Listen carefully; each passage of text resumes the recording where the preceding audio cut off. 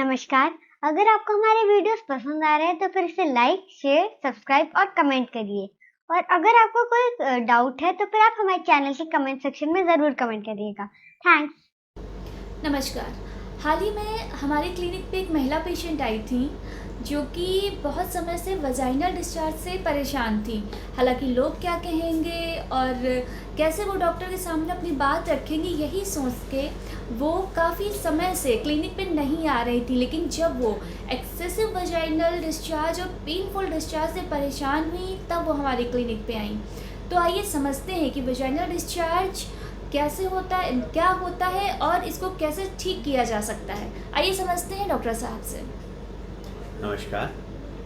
बहुत गंभीर विषय है और सचमुच में ये बहुत बड़ी समस्या है कि बहुत सारी बीमारियां जिसको हम समय रहते ठीक कर सकते हैं, लेकिन बहुत सारे कारणों की वजह से हम उसे शेयर नहीं कर पाते, कभी किसी को बता नहीं पाते। जिसमें सबसे बड़ी बात होती है शर्म। डॉक्टर को जाके हम कैसे अपनी बात बताएंगे या घर वालों को कैसे अपनी बात बताएं। और सचमुच में वो केस में उसने बहुत सफ़र किया और बहुत बुरी दिशा में जा रहा था वो केस। तो जो चीज़ है वो हमें जानना होगा कि हमें कब कॉन्शियस हो जाना है, या ये प्रॉब्लम क्यों हो रही है, किस वजह से हो रही है, इसके क्या लक्षण है, ये जानना बहुत ज़रूरी है आज के समय में। और ये जो चीज़ है आज के सोशल मीडिया के समय में हम लोग अवेयर तो हो रहे हैं, लेकिन जो बेसिक हमारा नेचर जो सोशल सर्कमस्टेंसेस हैं उसको कई बार हम बदल नहीं पा रहे हैं, और या अपने साइनेस की वजह से हम उसे लोगों को बता नहीं पा रहे। तो जो अगर कारण हम सोचें तो सबसे बड़ा कॉमन कारण है हाइजीन। जो हम लोग प्रॉपर साफ़ सफाई नहीं मेंटेन कर पा रहे हैं पोस्ट ड्यूरिंग पीरियड्स या आफ्टर पीरियड्स, ये एक सबसे बड़ी बात है। सेकंड बहुत कॉमन कारण है न्यूट्रिशन। ये प्रॉपर न्यूट्रिशन नहीं मिलता है, खाना नहीं मिलता है, खाना फिर एब्जॉर्ब नहीं होता, ये भी चीज़ है। उसके अलावा भी एक बहुत कारण आजकल बहुत कॉमन कारण हो रहा है, जो विटामिन D3, विटामिन B12 की डिफिशियंसी। ये सब थोड़े हम दूसरे टाइप के कारण पहले बता दे रहे हैं, जो कि हम लोग अपने आप में ठीक कर सकते हैं। तो विटामिन D3, B12 के लिए हमें अच्छा खाना खाना है। विटामिन D3 के लिए हमें धूप में रहना है, आधा घंटा खेलना, क्योंकि आजकल गर्ल्स अवॉइड करती हैं धूप में बैठना। तो इसलिए पहले सबसे एक चीज़ इसको मैंने बताना उचित समझा। इसके अलावा ये बैक्टीरियल इन्फेक्शन की वजह से या फंगल इन्फेक्शन की वजह से, या हार्मोन्स जब चेंज हो रहे होते हैं उसकी वजह से, या कई बार जो होता है डायबिटीज़ की वजह से, और कई बार स्ट्रेस की वजह से भी होता है। तो ये तो उनका चीज़ों की तरफ चलेगा। और इस सब की वजह कि अगर खाना हम ढंग से नहीं खा रहे हैं, हम स्ट्रेस में रह रहे हैं, या तो हमारी इम्यूनिटी लो हो जाती है, या हाइजीन नहीं मेंटेन कर रहे हैं, तब भी ये दिक्कत हो जाती है। तो इसमें लक्षण क्या होगा? तो इसमें लक्षण क्या होगा, आपके योनि से जो स्राव होता है, जो सिक्रीशन होता है, उसका कलर बड़ा इंपॉर्टेंट रहता है।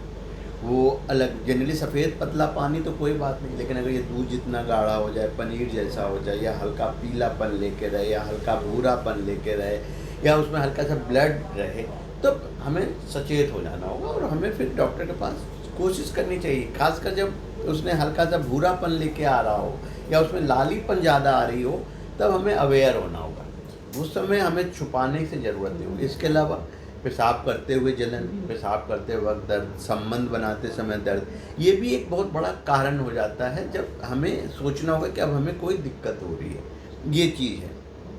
और इन सब चीज़ों के साथ साथ जो हमें सबसे ज़्यादा इम्पॉर्टेंट है कि जब हमें ये सिक्रीशन हो रहा है, पीरियड के समय में तरह तरह की प्रॉब्लम होगी, पेट के निचले हिस्से में दर्द होगा, हमेशा अपने अंदर फ्रेशनेस नहीं होगी, और एक अजीब टाइप की जो सिक्रीशन है उसकी वजह से एक बदबू फील होती है, जो कि मछली जैसे, सड़ी हुई मछली जैसी ऑफेंसिवनेस है, इरिटेशन है।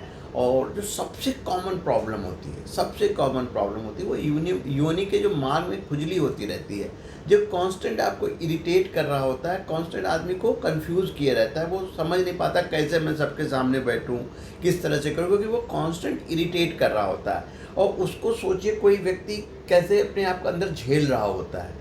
लेकिन यही अगर वो लोगों को शेयर करे, प्रॉपर हाइजीन मेंटेन करे, तो इसका आराम से निवारण हो सकता है। अब होम्योपैथी चिकित्सा पद्धति जो है उसमें क्या होता है, किसी हर मरीज के लिए अलग अलग दवा होती है। होम्योपैथी में किसी भी मर्ज की कोई एक फिक्स दवा नहीं है जो मैंने बता दिया तो सबको भला हो गया, ऐसा नहीं होता। क्योंकि इसमें हर मरीज के कुछ अलग अलग सिम्टम्स होते हैं और उस हिसाब से दवाइयाँ होती हैं। जैसे इसी केस में ही अगर हम बोलें तो वो जो केस आपने बोला वो मोटी थी, तो उसके केस में थोड़ी दवा अलग जाएगी।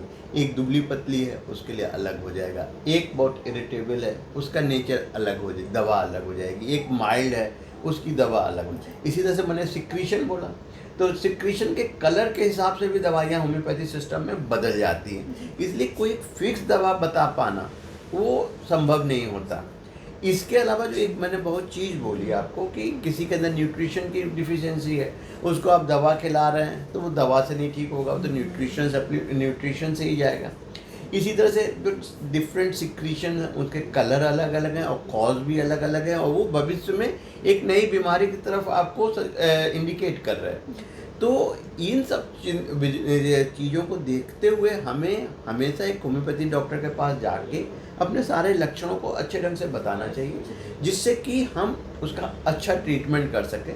एक फिक्स दवा इस तरह के केसेस में बता पाना थोड़ा सा मुश्किल होता है, जो हम लोग कई बार बता देते हैं जो कि टेक्निकली गलत है। वैसा इस तरह कोई फिक्स दवा इस तरह के केस में नहीं हो सकती, क्योंकि हर मरीज का जो बिहेवियर होता है, जो लक्षण होते हैं और जो कॉज होते हैं वो हर मरीज़ के लिए अलग अलग होता है।